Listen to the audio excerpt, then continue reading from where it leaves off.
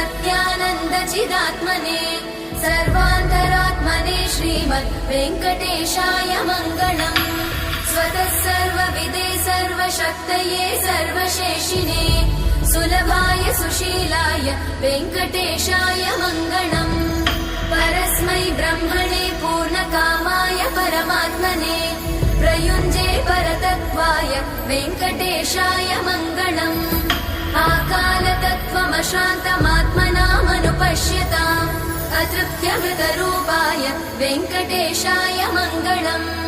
प्रायस्वचरणौ पुंसां शरण्यत्वेन पाणिना कृपया दिशते श्रीमद् वेङ्कटेशाय मङ्गलम्। दयामृततरङ्गिण्यास्तरङ्गैरिव शीतलै अपाङ्गैः सिञ्चते विश्वम् वेङ्कटेशाय मङ्गलम्। स्रग्भूषाम्बर